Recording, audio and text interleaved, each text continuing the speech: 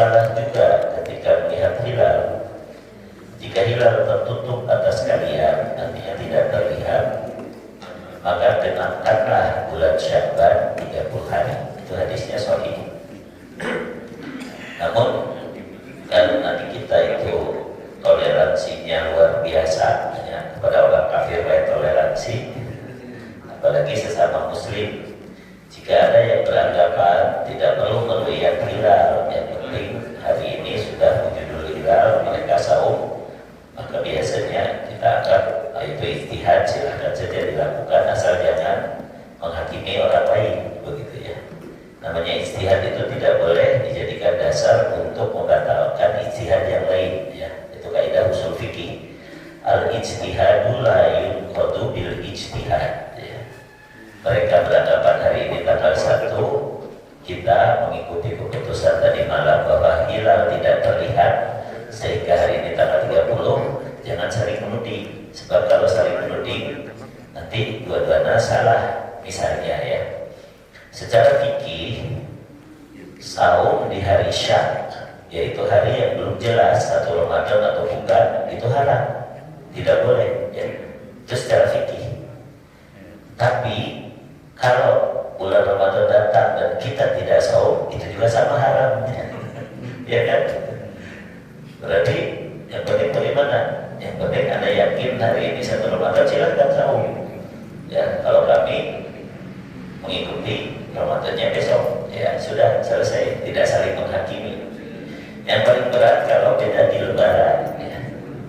Kalau beda di Lebaran, mereka mengatakan ini sudah Lebaran, kenapa kamu saum haram loh, saum di hari raya?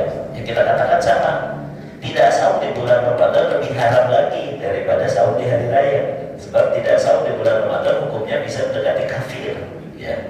Kata Imam Syafi'i, orang yang sengaja membatalkan 1 hari saum di bulan Ramadan, sengaja, tidak ada alasan, maka dia tidak bisa ditebus dengan saum 1 tahun.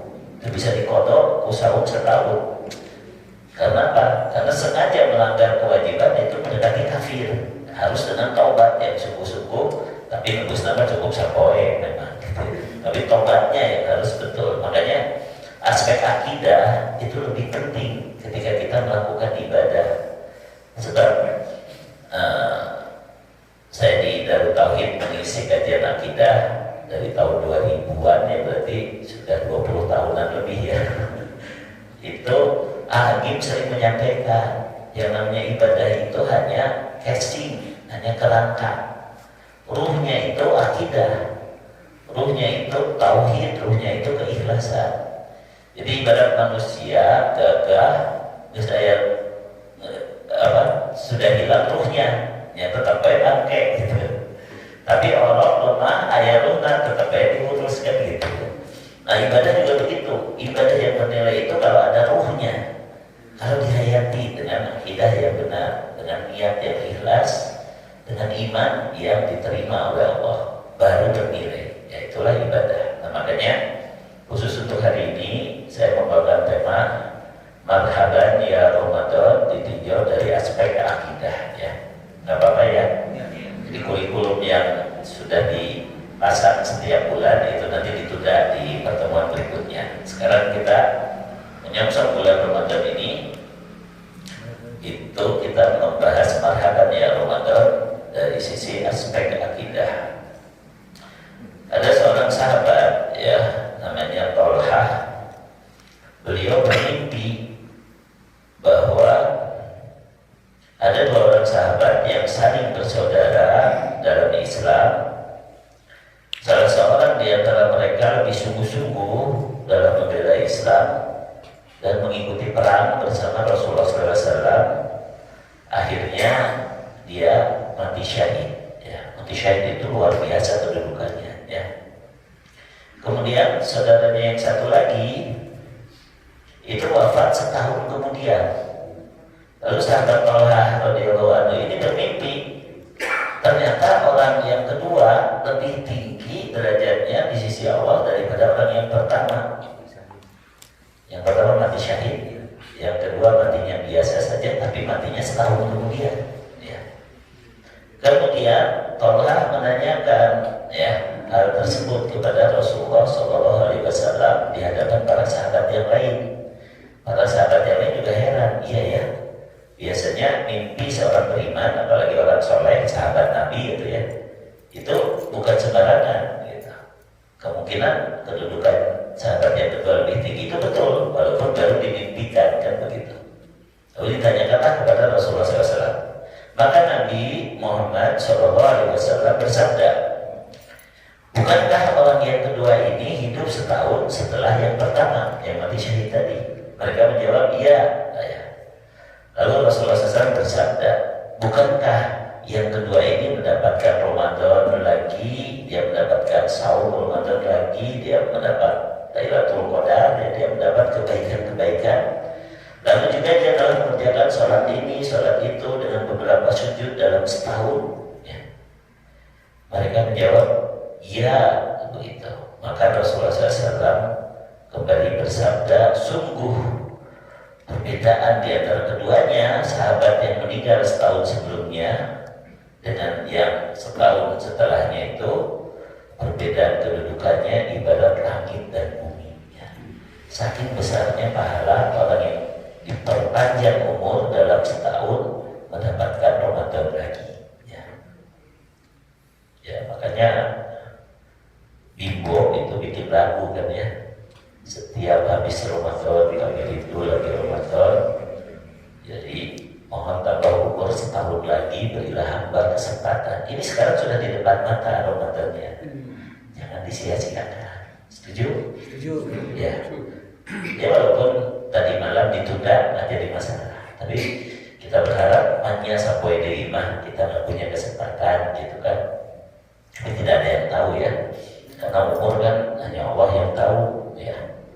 Saya rata-rata lebih muda dari bapak-bapak ya. Tapi bisa saja kan bapak-bapak yang meninggal duluan saya belakangan, atau saya belakangan bapak-bapak yang duluan, kan nggak ada yang tahu itu setelah kampungnya lain. Intinya begini, ketika kita tahu bahwasanya hidup yang sebenarnya di akhirat nanti, bahwa kenikmatan surga itu jauh lebih besar daripada nikmat di dunia ini, maka kalau ada kesempatan di surga, orang kudu sosok-sosok.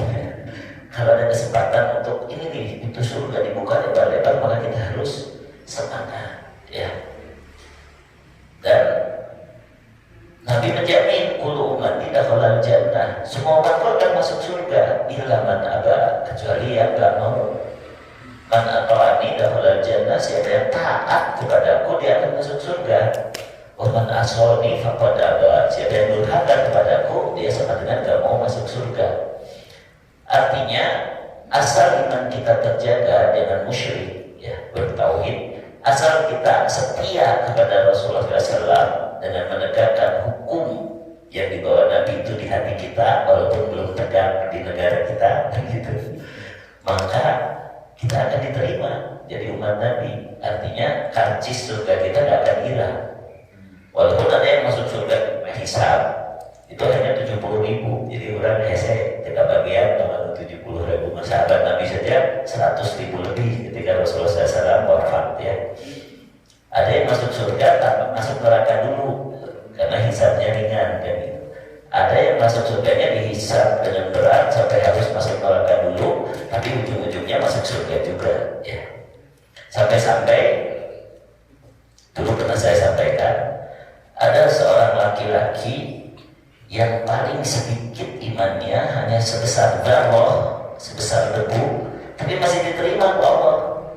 Dia paling terakhir keluar dari neraka, ngorongkan ya, merangkak dalam keadaan hangus, hitam, peot ya, hidup lagi karena nggak mati-mati kan di neraka ya. Lalu dia disuruh mandi di suatu telaga namanya Nahrul Hayah ya, telaga kehidupan. Setelah mandi itu dia muncul kembali menjadi pria yang tampan, kasep bisa. Sayangnya di dahinya ada tanda hitam ya, tanda hitam bahwa dia pernah masuk neraka gitu. Jadi kalau di surga itu kita ketemu dengan orang-orang yang dahinya tanda hitam, mana yang tanda hitam di nerakanya, kebaiklah dahi lagi kumpul di surga, gitu kan. Tapi kalau di dunia ada orang yang dahinya tanda hitam, berarti dia nggak mau begitu di akhirat, sehingga memperbanyak sujud, namanya. Iya namanya, ayah hidung di dia, berarti dia memperbanyak sujud, ya mudah-mudahan ikhlas, gitu kan. Jadi orang kalau sujud ulang kikiran, nah aja ulang. Tapi intinya kita tidak ingin nanti di akhirat dahi kita hitam, begitu ya. Nah, saya juga tidak tahu kenapa di situ disebutkan orang yang terakhir keluar dari neraka adalah seorang laki-laki, ya, yang imannya hanya sebesar debu. Mungkin karena ibu-ibu sudah masuk surga semua, gitu. Atau ibu-ibu mah terus di neraka. Itu tentu saja orang kafir semua, laki-laki maupun wanita, tidak akan pernah keluar dari neraka. Itu maksudnya ya, itu maksudnya. Nah, jadi salah satu sebab seseorang masuk surga itu karena diingat oleh saudaranya. Kata Syekh Muhammad bin Muhammad Al-Mukhtar Asyidqiti dalam ceramah Al-Hayatul Thayyibah, jadi beliau menjelaskan tentang Al-Hayatul Thayyibah. Lalu di sela-sela pidatonya beliau menjelaskan, nanti ahli surga ada yang memohon kepada Allah, ya Allah, surga ini kan tempat kenikmatan. Kenapa teman saya dulu yang bareng-bareng ngaji, kok nggak saya temuin ini, gitu kan? Oh si fulan ya, iya, dia masih di neraka. Ya Allah, angkat dialah dari neraka, karena saya tidak bahagia kalau dia nggak masuk surga juga. Akhirnya tertolonglah temannya itu karena ada yang ingat. Ya Allah, ada juga yang pernah ketemu cuma sebentar di pengajian itu. Saya ingat sekarang, kalau sekarang kan susah ya untuk ingat ya. Tapi sekarang saya ingat, walaupun cuma sebentar karena dia meminta, akhirnya dia ajaib. Iya. Jadi sekarang kita sepakat ya, ibu-ibu, bapak-bapak. Ya, saya belum tentu ingat semua, tapi di akhirat ingatan kita akan tajam. Siapapun yang duluan masuk surga perlu ingat gambar Turanana. Setuju? Setuju. Ya, jadi kita takdir saja teman-teman jemaah Nurul Masyriq gitu. Nanti bapak-bapak TKD, ya Allah, kita bukan surga sama Ustaz Abu Yahya. Tidak ingat, nanti tinggal Abu Yahya ya di surga. Kadang ada yang nyolok di luhur, Pak, bapak nggak dipanggil oleh saya. Enggak lah,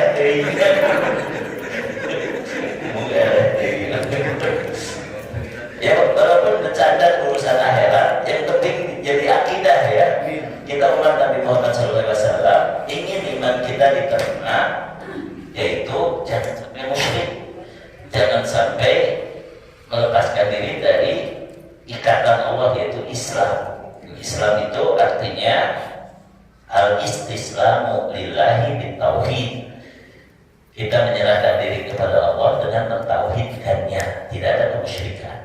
Wal inqiyadu lahu bitta'ah. Kita patuh kepada Allah dengan menaati syariat Nabi Muhammad sallallahu alaihi wasallam.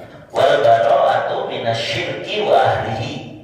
Islam itu artinya melepaskan diri, memusuhi kemusyrikan, kekafiran dan para pelakunya. Tapi kan banyak orang kafir di sekitar kita, Ustaz, maunya orang ditegelan, benci dari hati, tapi ketika bergaul kita ada niat mendakwahi, ketika bergaul kita ada niat supaya mereka tidak berlebihan dalam memusuhi kita. Tapi dalam hati nggak boleh ada cinta kepada orang kafir, nggak boleh. Ya, surah Al-Mujadalah ayat ke-22. La tajidu qauman yu'minuna billahi wa rasul bil yawmil akhir yuwaduna man hadallaha wa rasulah. Kamu tidak akan mendapati kaum yang beriman kepada Allah dan hari akhir sampai saling berkasih sayang dengan orang lain menentang Allah dan Rasulnya. Jadi yang disebut toleransi itu harus toleransi menurut persepsi agama kita. Jangan toleransi orang lain dipaksakan ke orang. Orang lain mengatakan irwan lebaran ya dengan naon gitu kan, bahkan irwan kurun, lagi irwan puasa ayah orang kafir mah. Ya, Ustaz, jangan dengan pegawai saya mah disebut segala membuka. Coba saya ini yang langsing, ayah irwan sahur, mereka mah tidak ada masalah ikut agama kita menurut keyakinan mereka. Dalam Islam toleransi itu minimal ada 3 aturan ya. Yang pertama, lakum dinukum waliyadin, urusan agama masing-masing. Yang kedua, la ikraha fiddin. Kita tidak boleh memaksakan agama Islam kepada orang lain, tapi kita harus mendakwahinya dengan persuasi. Tidak boleh memaksa. Yang ketiga, kita harus tetap adil kalau dia tidak memusuhi, yaitu ujung-ujung ditegur gitu. Ya, adil saja. Oh, dia mau yang aku dia orang yang terbaik itu menang dipaksa, tapi tetap kita dakwahi. Nah itu 3 prinsip toleransi, bukan kita ikut-ikutan. Assalamualaikum dicampur dengan salam sejahtera, Om Swastiastu, Om Sahrini, Om Santi, ya, Om Terolet, Om dia suka. Ini mohon maaf nih kalau jamaah di sini ada yang jadi pejabat, salaman cukup ya, assalamualaikum, toh ditambah-tambah, rugi udah. Rugi kalau kita salamnya ditambah-tambah, sebab yang tadinya dapat pahala jadi dosa karena kita ikut agama lain. Jangan hanya mentang-mentang jadi pejabat RT atau RW langsung ngilu-ngilu lah pejabat ngilu, assalamualaikum dicampur dengan segala macam salam. Ini masalah kecil tapi penting dari sisi akidah, penting. Ya, karena kita hanya terikat pada hukum Islam saja. Karena kita ingin diakui oleh Nabi Muhammad SAW sebagai umatnya. Kemudian dari definisi Islam tadi, maka yang dimaksud Nabi, seluruh umatku akan masuk surga kecuali yang adalah yang masuk surga itu yang memenuhi 4 syarat. Sudah pernah saya sampaikan juga. Pertama tauhid tadi ya. Kedua inqiyad itu yaitu patuh kepada syariat. Ketiga baroah itu melepaskan diri dari kemusyrikan dan kekafiran. Yang keempat ajak, harus mau mengajak orang lain. Jadi gampang nyingkatnya, tiba ya, tauhid, inqiyad, baroah, ajak ya. Tiba. Itu 4 syarat keislaman seseorang akan diterima sehingga Rasulullah SAW akan memberikan minuman dari telaga Al-Haud yang dialiri dari sungai Kausar dari surga, dan orang yang minum dari situ tidak akan pernah kehausan selamanya, yaitu dia pasti akan masuk surga. Tapi kata Rasulullah SAW, ketika saya sedang memberi minum nanti di akhirat kepada umatku, ada orang-orang yang tadi di mukanya ada bekas sujud, ada bekas wudu, tapi ku malaikat disiarkan ulang minum antri minta minum kepada Nabi Muhammad SAW. Kemudian Rasulullah SAW karena sangat menyayangi umatnya mengatakan, Rofi umati ya Allah, itu kan umatku juga. Dari mukanya kelihatan mereka sujud, dari mukanya kelihatan mereka berwudu. Kenapa dihalangi? Ya. Maka Allah berfirman, hai Muhammad, engkau tidak tahu mereka mengada-ada keyakinan dan peribadatan yang tidak kamu ajarkan. Maka kata Rasulullah SAW, syukur, siapkan itu dengan bahasa Sunda namanya. Kalau tidak mencukupkan diri dengan ajaranku, maka dia tidak pantas untuk mengikutiku. Ya, biasanya hadis ini dibacakan anak dina khutbah nikah. Anikah sunnati, faman rogiba an sunnati, falaisa minni kan gitu. Eta mah tapi karesepkeun bapak-bapak, ibu-ibu itu kira resepnya. Nikah itu sunnahku, siapa yang enggak mengikuti sunnahku, maka bukan golonganku. Bukan hanya nikah sebenarnya, semua sunnah Nabi harus kita sukai gitu. Nah, eta mah tebang ditekan resepna, gitu. Jadi siapa yang enggan mengikuti sunnahku bukan golonganku, itu bersifat umum. Ya, jadi kita harus mengikuti sunnah, jangan mengada-ada. Istilahnya bid'ah, teh mau menyebut bid'ah teh ustaz teh sok dianggap keras sebenarnya. Ya. Padahal bid'ah itu penting diketahui supaya orang tadi sieurkeun ku Nabi gitu. Terus teh, ya, yang penting kita tahu ini qot'i, ini pasti, ini khilafiyah, ini mah beda pendapat tapi masih bisa ditolerir, ini bid'ah. Nah itu harus tahu, harus ilmiah membahasnya. Ya, jadi harus tahu itu. Tapi ini saya bicaranya soal akidah, ya, soal akidah. Nah sekarang bagaimana menyambut Ramadan dari sisi akidah? Allah Ta'ala berjanji, ya ayyuhalladzina amanu kutiba alaikumusiyam kama kutiba alal ladzina min qablikum la'allakum tattaqun. Ya. Kemudian Rasulullah SAW juga menyampaikan, man shoma ramadhana imanan wa ihtisaban ghufira lahu ma taqaddama min dhanbihi.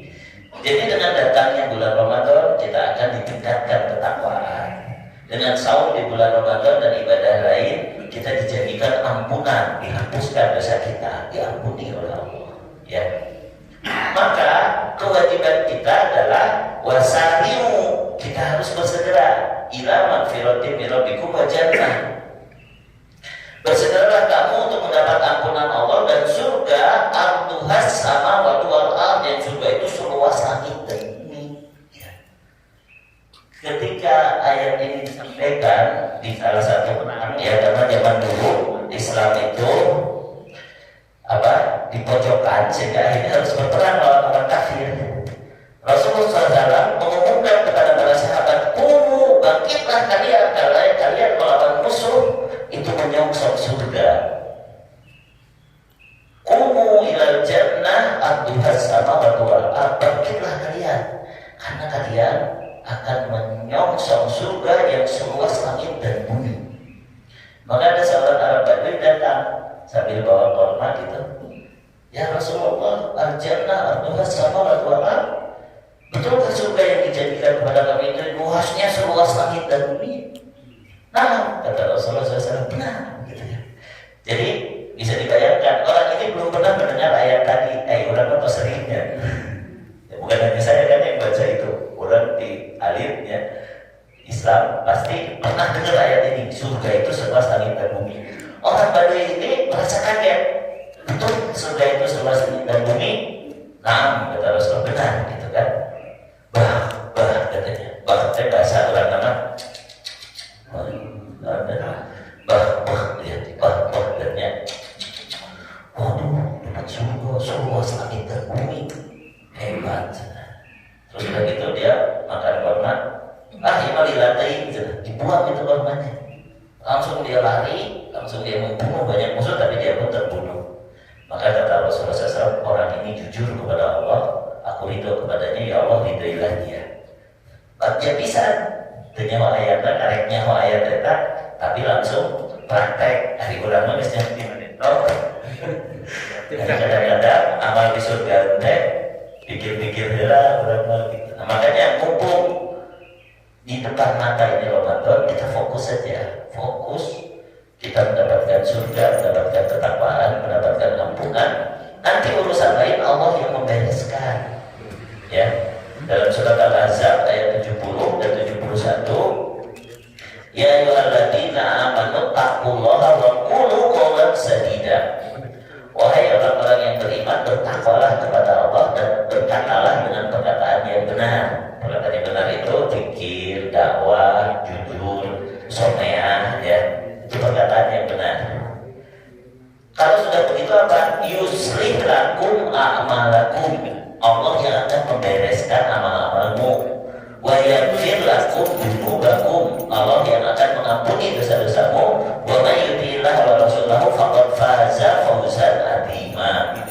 Siapa yang menaati Allah dan Rasulnya, maka dia telah beruntung dengan keberuntungan yang sangat besar. Jadi dibereskan amal itu yaitu lebih kita mengenal sunnah, meninggalkan bid'ah, mengenal tauhid, meninggalkan syirik, mengenal taat, meninggalkan maksiat. Itulah orang yang beruntung, begitu ya.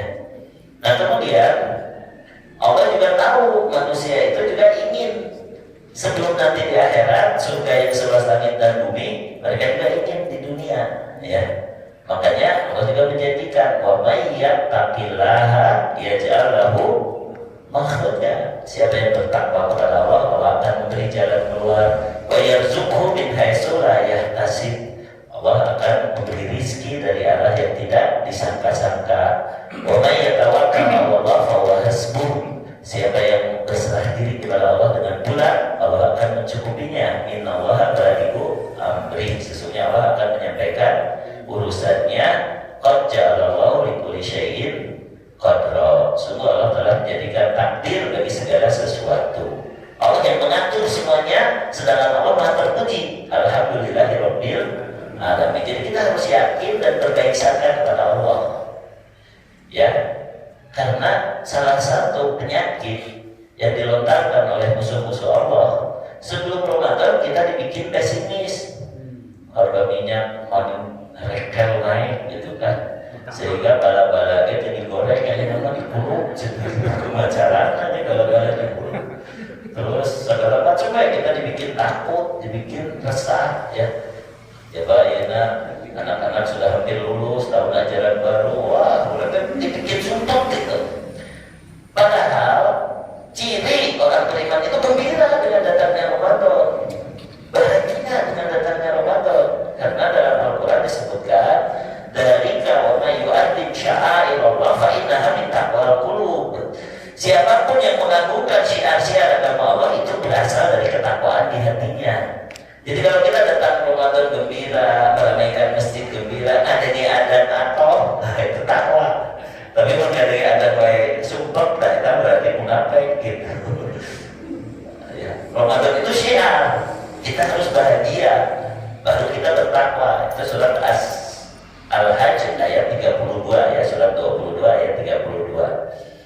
Nah, kadang-kadang ya itu tadi ngesahli masjid, tapi agak bingung ketika menghadapi Ramadan. Ya Allah, makanya kudunya dia lebaran, makanya gitu. Karena ini dipikirkan dunia, bukan memikirkan takwa, bukan memikirkan pertolongan Allah. Dalam surat Ali Imran ayat 160 Allah berfirman, "Iyansurkumullahu fala ghaliba lakum." Kalau Allah menolong kamu, gak ada yang bisa mengalahkan kamu. Wa yahdurkum faman alladzi yansurukum min ba'di. Kalau Allah menghinakan kamu, siapa yang bisa menolong? Gak ada. Wa 'alallahi falyatawakkalul mu'minun. Maka hanya kepada Allah lah hendaknya kalau beriman bertawakal. Jadi masuk Ramadan itu kita harus mempunyai patuh dan pasrah, ya, takwa dan tawakal. Penting. Jadi tawakal itu memfokuskan cari pertolongan Allah, bukan memfokuskan pada dunia, bukan memfokuskan pada sebab-sebab. Itu nanti akan dimudahkan oleh Allah. Yuridullahu bikumul yusra wa la yuridu bikumul usra. Allah ingin memberi kemudahan kepada kamu, maka taatlah kepada Allah, ya. Uji budak watadai dadaan. Aku akan mengabulkan doa orang yang berdoa jika dia berdoa kepadaku dengan syarat falyastajibu li. Hendaklah dia mengikuti perintahku, wal yu'minu bi, dan ikhlas melaksanakannya dengan penuh iman kepadaku. La'allahum yarshudun, barulah mereka berada dalam petunjuk, ya. Jadi menghadapi Ramadan dengan dasar akidah itu, yaitu yakin Ramadan ini penuh keberkahan, penuh kebaikan. Bukan hanya untuk akhirat, tapi juga untuk dunia kita. Tapi syaratnya kita harus fokus untuk meningkatkan takwa. Setuju tidak? Setuju. Nah itu ya. Karena Allah tahu dalam ayat tentang perang saja ya, yaitu surat As-Saff. Allah menyebutkan ya ayyuhalladzina amanu hal adullukum ala tijaratin tunjikum min adzabin alim. Wahai orang-orang yang beriman, maukah aku tunjukkan kepada kalian suatu perniagaan yang akan menyelamatkan kalian dari siksa yang pedih. Tu'minuna billahi wa rasulihi, kalian harus sungguh-sungguh beriman kepada Allah, yaitu ikhlas, bertauhid, dan beriman kepada Rasulnya, yaitu mengamalkan ibadah sesuai sunnah dan mengamalkan ketaatan pada syariat, itu iman kepada Rasul, ya. Wa tujahiduna fi sabilillahi bi amwalikum wa anfusikum, lalu kalian harus berjihad, berjuang di jalan Allah dengan harta dan jiwamu. Dzalikum khairul lakum in kuntum ta'lamun. Karena dengan itu akan lebih baik bagimu jika kamu tahu keuntungannya, ya. Kenapa? Yaghfir lakum dzunubakum, Allah akan mengampuni dosa-dosamu, ya. Kemudian wa yudkhilukum jannatin tajri min tahtiha al-anhar, Allah akan memasukkanmu ke surga yang mengalir sungai-sungai di bawahnya. Wa masakin thayyibatan, Allah akan menempatkan kamu di tempat yang indah, tempat yang baik, fi jannati adn, di suatu surga yang disebut surga adn, ya. Wa ukhra tuhibbunaha, namun ada yang kamu sukai juga yang lain, yaitu apa? Nasrun minallah wa fathun qarib, kamu akan mendapat pertolongan di dunia ini, kamu akan mendapatkan kemenangan yang dekat. Jadi memang manusia itu biasanya tercukup pun akhirat kumpul. Maka Allah menjanjikan kemenangan yang dekat.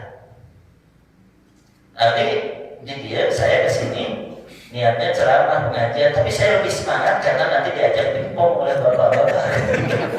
Manusia tercukup akhirat kumpul, kan gitu contohnya. Ya, gitu. Kadang-kadang. Tapi yang penting apa? Yang penting itu tidak ya, surat Al-Baqarah ayat 198. La junaha alaikum an tabtagu fadlan min rabbikum. Kalau kamu berhaji tidak jadi dosa kalau kamu juga mau berbisnis di Mekah. Tenang ayatnya surat Al-Baqarah 198. Jadi ada motivasi dunia nggak apa-apa, tapi jangan jadi fokus. Misalnya kita sedekah biar tambah kaya, boleh. Tetapi ketika kaya harus tambah lagi sedekahnya itu. Terus ketika sedekah itu tidak menghasilkan apa yang diharapkan, malah nanya ke ya Allah, nah kita kalau sedekah nah itu benar-benar itu juga tidak boleh, karena akhirat lebih penting. Jadi motivasi dunia itu hanya untuk menyemangati kita, tapi tidak jadi dominan, tidak jadi yang paling utama. Nah, gitu ya. Jadi tapi penting kita mengenal takwa di bulan Ramadan akan mendatangkan kemudahan, takwa di bulan Ramadan akan mendatangkan rezeki yang tidak disangka-sangka, takwa di bulan Ramadan akan dapat mendatangkan jalan keluar dari masalah kita. Tapi yang lebih penting, takwa di bulan Ramadan akan mendapatkan ampunan Allah dan surga yang seluas langit dan bumi. Orang dulu nggak tahu seluas langit dan bumi itu seperti apa, hanya pasti lega oleh orang. Sekarang dikasih tahu, tapi tidak lebih pengen dari mereka gitu, bahwa bumi ini hanya satu benda kecil di alam semesta, jari-jarinya 6.378 km ya, dihuni oleh sekitar 7,9 miliar manusia sekarang ya. Nanti sekarang gampang di HPG orang bisa nyaho world population today, ya itu kayak 3 jam katanya terus ayo pakai kurangan ayo hidup nambahan terus 7,9 miliar sekarang penduduk dunia kayaknya. Tapi itu hanya satu titik kecil yang mengelilingi matahari pada jarak 150 juta kilometer. Matahari itu sangat panas karena jaraknya jauh, jadi cukup untuk menjadi sumber energi bagi kita. Tapi besarnya volume matahari itu sekitar 1.300.000 kali bumi. 1,3 juta kali bumi itu satu bintang namanya matahari. Matahari itu bersama bintang-bintang lain berkumpul di galaksi yang namanya Milky Way atau Bima Sakti. Ada 400 miliar bintang.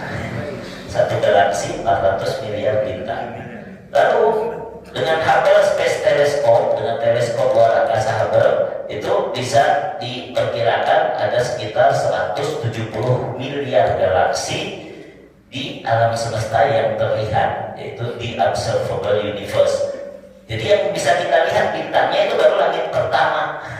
Langit pertama itu semua yang ada bintangnya. Walaqad zayyana sama dunia bimasabiha. Itu kata Syekh Dr. Abdul Majid Az-Zindani, bahwa langit yang ada bintangnya itu semua masih langit pertama. Sedangkan surga 7 langit ditambah bumi ini itu surga seluas langit dan bumi. Tapi orang masih resep kene, mending tanah di ujung gunung indah ya 20 juta sampai sempit parembut kena dipakai nanti orang paling tipe 2 hiji. Tipe 2 hiji itu apa? 2 meter ke 1 meter. Tapi ada yang mahal, yang di Firdaus Memorial Park ya beli. Tapi terbaik dengan jual tanah. Yang pemakaman baik udah mahal, emang kan jamin surga kalau orang beli pemakaman mahal. Lalu kita diinfakan gitu, dimakamkan daerah di mana gitu, di Cibarungai gitu, namun gitu. Jadi ada seorang dokter, dia itu asalnya, maaf ya, orang Batak, masuk Islam karena menikah dengan orang Islam. Seorang wanita nih, wanita masuk Islam, kemudian suaminya seorang Muslim. Kakak-kakaknya ada yang jadi pendeta, itu selalu ngojok-ngojok ke manehna jika tuh balik deui ke agama orang dan segala macam. Suatu saat sakit si dokter itu, sakit dibawa ke rumah sakit Advent. Lalu kata mertuanya ke suaminya, kamu harus dampingi istrimu, nanti pasti akan dikeroyok lagi nih oleh saudara-saudaranya biar murtad gitu kan. Benar kata walaupun datang pendeta, datang kakaknya, kamu udah balik lagi ke agama kami dan lain sebagainya gitu kan. Lalu akhirnya si dokter tadi mengatakan, udahlah kak, kamu kan tahu saya ikut suami ini dan saya ingin mati di atas agama suami saya. Saya ingin mati dalam keadaan muslimah. Ya, udah kamu jangan datang lagi lah gitu kan. Jadi hari ulama kan namun husnul khotimah mengucapkan la ilaha illallah kan gitu. Ini dia ngomong begitu ke kakaknya lalu tidak lama kemudian meninggal. Nah sekarang adik iparnya, jadi si adik suaminya cerita ke saya, Ustaz, itu kakak ipar saya 10 tahun kemudian ingin digali makamnya dari Cibarunai dipindahkan ke makam yang mahal tadi karena kakak-kakaknya merasa terhina. Kenapa adik kami dimakamkan di tempat kumuh seperti ini? Cina. Walaupun dia beda agama, saya punya uang, kami punya uang, kami ingin pindahkan makamnya ke tempat yang lebih mahal. Tapi keluarga si suaminya mengatakan, kalian tahu kan, istri saya atau adik kalian itu meninggalnya dalam keadaan muslimah. Jadi kalau dipindahkan harus ke pemakaman muslim lagi. Setuju tuh saudaranya. Ya sudah, di sana juga ada mahal bukan Islam, ada yang Islam kan gitu ya. Pak Miftah mengiklan ada pemakaman yang mahal dan khusus untuk muslim. Baik, gitu kan. Digali itu makamnya. Ternyata kain kafannya utuh, tidak bolong sedikit pun. Artinya hanya dengan mengatakan saya ingin mati di atas agama suami saya, Allah menerima perkataan itu. Di dunia sudah ditunjukkan. Kain kafannya aja utuh, jadi perlu dibongkar, perlu tinggal dipindahkan. Kalau tulang-tulangnya nggak diperiksa ya. Tapi kain kafan awalnya utuh, daya hancur, daya pindahkan ya kan itu. 10 tahun kemudian. Nah inilah yang paling penting kita tuh husnul khotimah ya. Nah ada 2 doa yang ingin saya ajarkan sekarang. Yang pertama kita minta agar di bulan Ramadan ini kita sehat ya, kita bisa melaksanakan ibadah dengan baik ya. Kedua kita minta agar bulan Ramadannya sendiri mulus, tidak ada gangguan untuk kita melakukan kebaikan di dalamnya. Dan yang ketiga kita minta bahwasanya amal-amal kita di bulan Ramadan ini diterima oleh Allah. Itu doanya, Allahumma salimni li Ramadan wa salim Ramadan li wa tasalamu ini mutaqabbala. Kemudian yang paling penting ini doa yang membuat setan putus asa ya, yaitu Allahumma inni as'aluka husnal khotimah. Ya, kita memohon agar mendapat husnul khotimah. Bahasa Indonesia, nah, kalau bahasa Arab perlu dibaca husnul khotimah karena maf'ul bih bahasa Arab ya. Ya, ikuti saya ya. Bismillahirrahmanirrahim. Bismillahirrahmanirrahim. Allahumma salimni di Ramadan wa salim Ramadan nabi wa tasallamhu minni mutaqabbala. Diulang dulu ya. Allahumma salimni di Ramadan wa salim Ramadan nabi wa tasallamhu minni mutaqabbala. Amin. Satu lagi. Allahumma inni as'aluka husnal khotimah. Allahumma inni as'aluka husnal khotimah. Amin ya. Jadi silakan dihafalkan doa itu dan banyak dibaca ya. Selain satu doa lagi, kalau itu pasti sudah hafal, yaitu Allahumma innaka afuwwun tuhibbul afwa fa'fu anni. Itu dibaca juga tiap hari ya. Kalau yang barusan boleh dibaca kapan saja ya. Nah, terakhir silakan kalau ada tanya jawab atau pertanyaan dipandu dulu oleh pembawa acara. Kalau sama beratnya, jadi ya untuk memotivasi orang lain mampu kok di sini yang enak masa tidak mampu, tidak maksimal gitu. Demikian Ustaz Assalamualaikum warahmatullahi wabarakatuh. ya, jadi ini ngasih informasinya inspirasi ya. Jadi betul. Kalau kita misalnya sekarang tadi ya melihat saudara-saudara kita di Eropa ya, di bintang yang tinggi ya, bintang 30 ke atas, itu kan ada 4 musim. Ada musim panas, musim dingin, musim semi, ada musim gugur kan gitu. Sehingga nanti harinya pun ada yang lebih panjang dari 12 jam ya. Tapi nanti suatu waktu dia pun akan mengalami siang yang 10 jam lebih pendek dari kita. Ini keadilan Allah. Kenapa bulan Ramadan ditetapkan berdasarkan penanggalan Qamariyah, bukan penanggalan Syamsiyah? Sebab kalau dia tinggal di negeri itu terus, suatu saat saumnya 15 jam, 18 jam, tapi suatu saat bisa saja saumnya cuma 10 jam gitu. Itu keadilan Allah. Tapi bagi kita di Indonesia tetap saumnya sekitar 14 jaman lah ya, karena dari fajar sampai terbenam matahari. Nah, itu satu motivasi. Itu orang yang di Belanda saja kuat, orang yang di Inggris saja kuat saum dalam keadaan dingin dan dalam keadaan panjang. Motivasi yang lain, saudara-saudara kita di Suriah, di Palestina, ya, di Chechnya itu berjihadnya harus betul-betul melawan orang kafir dan belum tentu bisa tahan, Islamnya bisa bertahan. Kita mas sekarang berjihadnya ya dengan ngaji poe ahad, ya, datang ke masjid, ya, sholat berjamaah, ya, menjaga keimanan. Tapi kadang-kadang kita juga nggak kuat, tadi diberi Indomie wae murtad, ya. Atau sekarang yang diberitakan di internet, artis-artis yang dulunya Islam sekarang pada murtad, tidak bisa menikmati Ramadan, tapi diumumkan karena si fulana, ya. Padahal tadi ada orang kafir ketika masuk Islam, dia mengatakan saya ingin beragama dengan agama suami saya dan diterima oleh Allah. Ciri-cirinya tadi ya, kelihatan seperti orang macam kantung. Padahal orang ngaku Islam dileletik, ya kan? Makanya harus sungguh-sungguh kita berjuang mempertahankan keimanan dan menikmati ibadah. Jadi ibadah itu harus dirasakan nikmat dulu.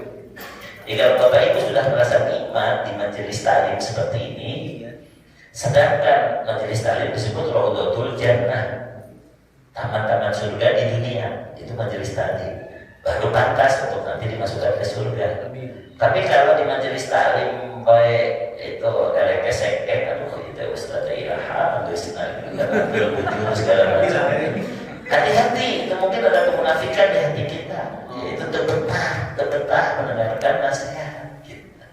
Kita belajarlah menikmati ingat Allah, menikmati ibadah sebelum nanti bisa menikmati bertemu dengan Allah di surga. Ya. Jadi terima kasih Pak motivasinya ya, supaya kita semangat di sini menghadapi Ramadan ya. Amin. Cukup? Tetap masih ada? Ibu-ibu ada? Lagi safar kita dikasih rukhsah sama Allah. Kalau misalkan kita Barokah, bisa jadi barokah ya. Bisa nih kita dari katakan dari barokah. Terus kita sering nih sholat rawatib, misalnya kalau di rumah sering. Terus gimana sholat rawatibnya nih Ustaz? Ya. Apakah masih bisa dilakukan lagi? Misalkan rakaat dengan 2 rakaat, terus saya udah sholat bisa 2 rakaat di sholat rawatib. Gimana apakah boleh dilakukan sholat rawatibnya atau gimana Ustaz? Nah ini pentingnya niat tadi ya, pentingnya akidah ya. Jadi orang yang di dalam surat Al-Hasyr itu orang yang tidak ikut perang, tapi dia sebenarnya pengen ikutan, ya. Tapi dia terhalang karena lemah, karena tidak punya bekal dan lain sebagainya. Kata Allah, mereka bersekutu dengan kalian dalam pahala kepada orang beriman. Jadi dicek ayatnya surat Al-Hasyr ya. Jadi karena dia punya niat, maka orang lain perang dia hanya mungkin cuma berdoa, nggak bisa berangkat atau karena terlalu kecil oleh Rasul ditolak, nggak usah ikutan gitu. Tapi tetap dapat pahala yang sama. Ya. Nah jadi kita juga nggak usah bingung. Misalnya ibu-ibu, aduh Ustaz, nanti pada Ramadan dapat head, nanti pada Ramadan dapat mana kamu gitu, sok sedih kan gitu kan. Allah Maha tahu niat kita. Yang penting kita jujur gitu ya.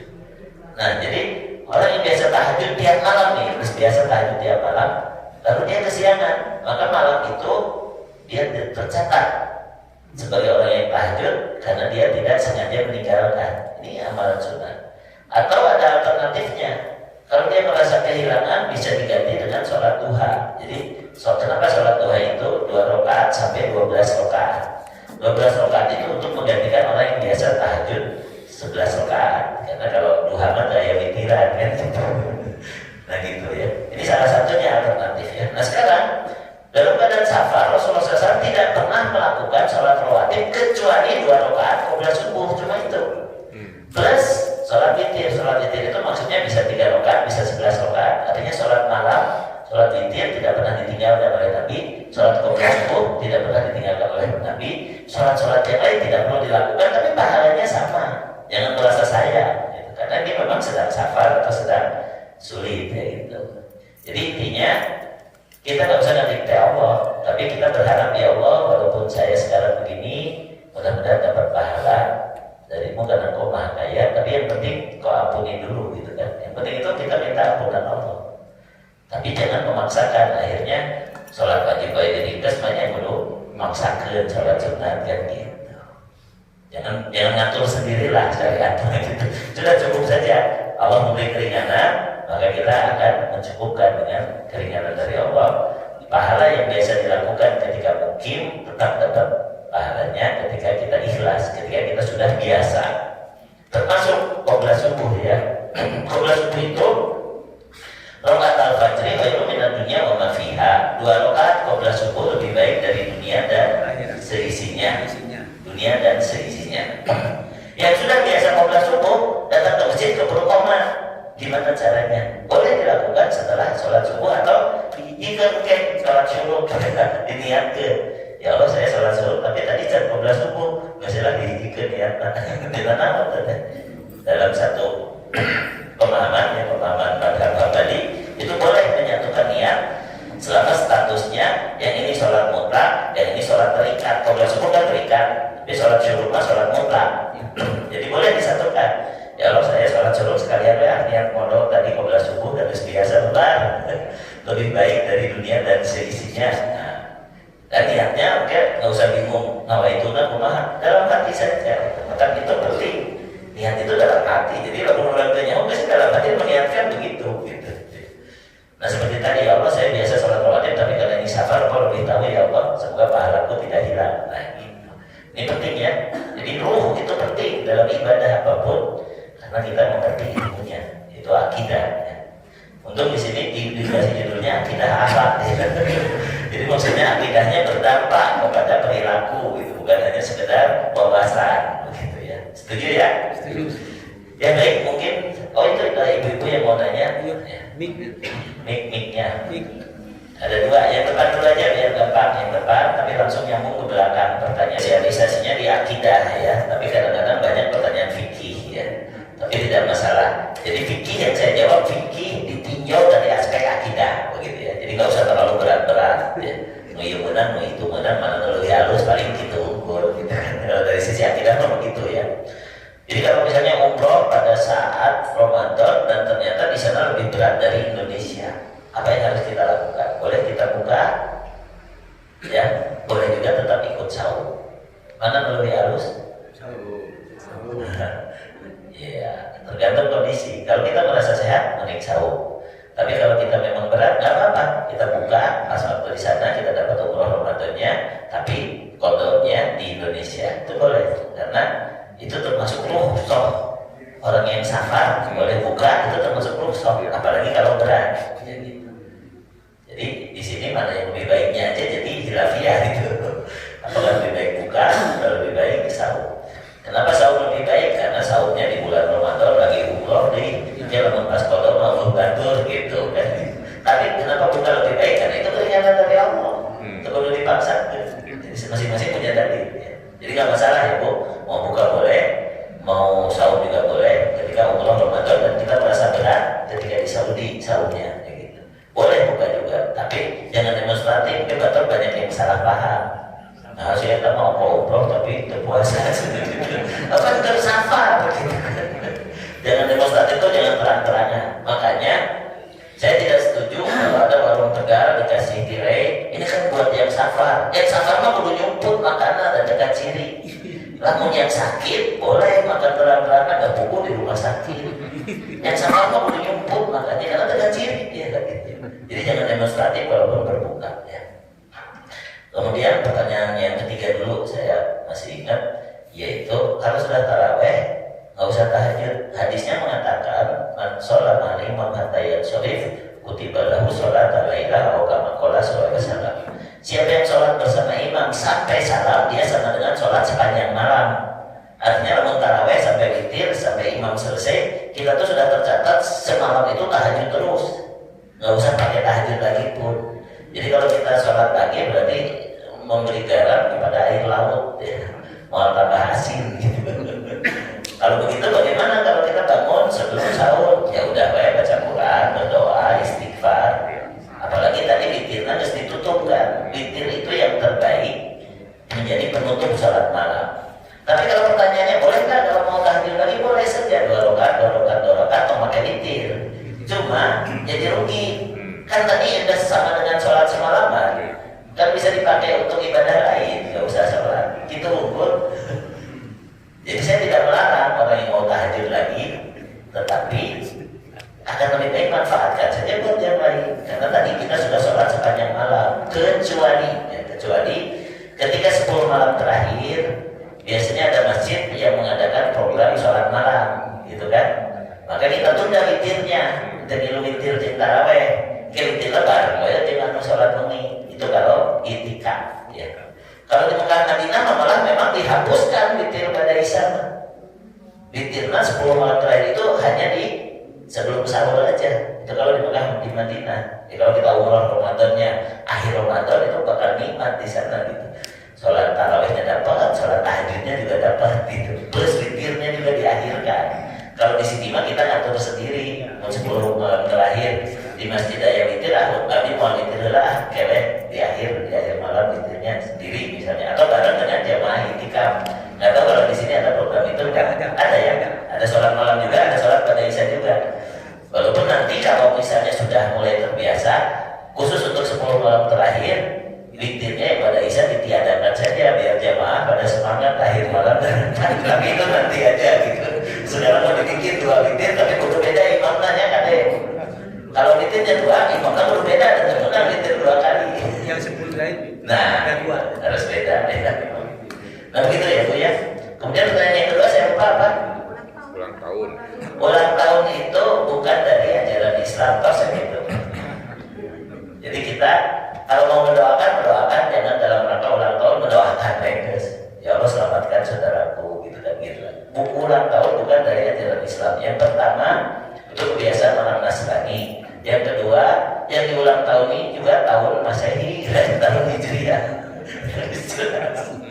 Ya, misalnya bapak-bapak di sini nggak ada yang ingat ya lahirnya tanggal Hijriahnya kapan? Enggak, saya juga nggak ingat. Saya hanya tahu tahun Masehi. Jadi buat apa juga? Jadi lebih baik nggak usah ikut campur menanya ulang tahun. Tapi Ustaz kan ini mesti diharapkan baru kalau fi umri, bukan karena diharapkan jadi boleh. Ini jelas Rasul tidak pernah mengulang tahuni dan diulang tahuni gitu kan. Sebenarnya begitu. Tapi ya ini mungkin perlu nanti penghayatan akidah yang lebih dalam lagi gitu. Jadi namun ayatin Nabi tinggalkan lebih aman gitu. Tinggalkan lebih aman beres gitu. Tapi kudu mau bela-bela gitu. Ya begitu. Baik, untuk yang kedua, bagaimana dengan nawaitul ghusla? Nawaitul ghusla itu niat mandi menghadapi bulan Ramadan, itu juga tidak ada dalilnya ya. Kita bismillah saja dengan doa tadi cukup. Jadi daripada mandi capek-capek terus nawaitu nake poho, mending doa tadi Allahumma salimni di Ramadan, itu sudah jelas gitu. Itu lebih aman gitu ya. Ayat contohnya lagi. Lalu pertanyaan berikutnya apa tadi Ibu? Oh, kalau kita sholat qobliyah subuh sebelum adzan itu tidak ada. Yang disebut sholat fajar itu qobliyah subuh. Sholat fajar itu nges asup fajarna. Sebelum qomat, nah itu sholat fajar. Rakaat al-fajri itu bukan sebelum subuh. Kalau sebelum subuh kita masuk masjid boleh tahiyatul masjid. Tapi kalau setelah adzan masuk masjid cukup sholat qobliyah subuh niatkeun 2 dana. Yang qobliyah subuh ya tahiyatul masjid itu perlu ditambah di sholat lain. Karena itu sudah terbaik, lebih baik dari dunia dan seisinya. 2 rakaat sudah, kalau sudah ada. Kalau sebelum ada tahiyatul masjid dulu, nanti setelah ada baru qobliyah subuh. Jadi kalau masuknya, kalau kita sholat dari rumah 2 rakaat sebelum ada sholat naon, ya paling sholat mutlak tadi, sholat mutlak tapi ya nggak usah lah nanti aja di masjid gitu, pas ada setelah ada, atau berangkatnya setelah ada datang ke dia pas qomat, jadi dapat qobliyah subuhnya di rumah juga tidak apa-apa. Soal fikih seperti itu. Tadi dari ibu yang terakhir tentang apa? Waktu safar itu beda-beda pendapat. Ada yang mengatakan masafatul qasri itu 90 km. Ada yang mengatakan jaraknya 3 hari perjalanan. Ada yang mengatakan jarak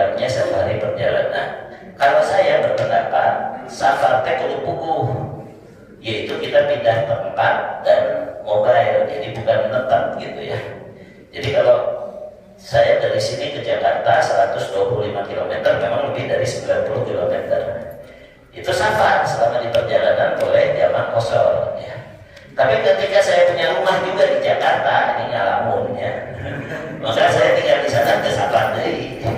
Jadi hanya ketika di jalan ya full safar ya. Tapi orang yang safar sekalipun kalau sholat bersama jamaah mukim kudu ngilu. Misalnya tuh 4 rakaat ngilu 4 rakaat. Seperti kita di Masjidil Haram kalau umroh kan kita ikut saja 4 rakaat. Hanya tidak usah rawatib sebenarnya, tidak usah qobliyah dan ba'diyah ya. Karena apa? Karena kita masih safar. Tapi ikut gitu kan, ikut. Tapi kembali walaupun tidak usah, namun ayatnya tidak naon oke gitu. Hanya maksudnya ketika orang safar itu sholat bersama orang mukim, ikut saja 4 rakaat ya. Nah, yang terakhir tadi ibu tadi apa? Yang nambah? Sudah. Hanya itu saja. Jadi kalau safar buat saya, safar itu kalau beda ngaran misalnya di kota Bandung itu Sumedang. Nah, jadi di Bandung ke Sumedang ini kan beda ngaran. Bandung ujung merung beda ngaran. Tapi kalau Kabupaten Bandung Barat tapi di Lembang, jadi di kota Bandung Bandung Gene. Ya, makanya safar itu tidak bisa didefinisikan oleh satu pendapat. Kumaha nu ngajarankeun anak, nu ngajarankeun rasa safar nyampe wae lah. Hanya buat saya mah itu rasa kacida gitu kan. Mun di Lembang ka Bandung rasa safar gitu. Tapi puntennya pun Bapak ya rahimahullah, karena dia kuat di persis punten saya sebut ya. Ini kan Bandung wae sok ijamah qashar pun Bapak mah gitu. Tapi saya menghargai karena beliau berpendapat begitu. Di Lembang ka Bandung ya safar, saya dua-dua. Ya alhamdulillah ya beliau meyakini itu, seperti sekarang kita menghargai teman-teman dari Muhammadiyah. Kalau meyakini itu ya silahkan. Jadi orang ngerasa benar oke gitu. Ya dia yakin alhamdulillah sudah gitu. Hormati. Baik itu saja. Ustaz, Ya dari ibu. kalau misalnya kita tidak punya rumah di tempat yang kita pergi itu, tetap berlaku itu safarnya walaupun seminggu atau 10 hari itu Ustaz? Boleh kalau mobile ya, tapi kalau tetap nyaman 3 hari batasnya.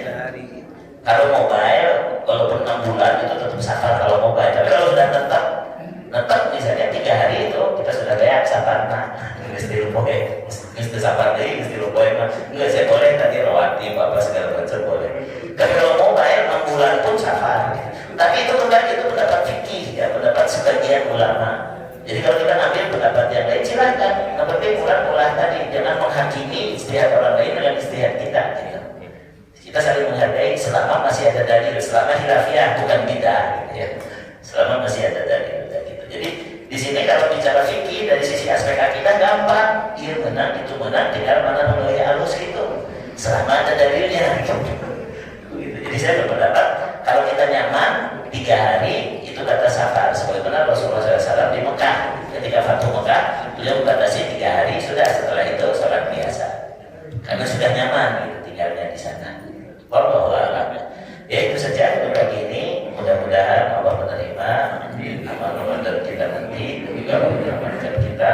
Allahumma sallimna di Ramadan wa sallim Ramadan lana wa tasallahu minna taqabbala Rabbana taqabbal minna innaka antas samiul alim wa tub alaina innaka antat tawwabur rahim. Allahumma inna nas'aluka husnal khotimah wa na'udzubika min su'il khotimah. Allahumma innaka afuwwun tuhibbul afwa fa'fu anna. Rabbana atina fid dunya hasanah wa fil akhirati hasanah wa qina adzabannar. Amin ya rabbal alamin. Wassalamualaikum warahmatullahi wabarakatuh. Alhamdulillah, jazakallahu khairan katsiran kepada Ustaz Abu Yahya yang telah memaparkan ilmunya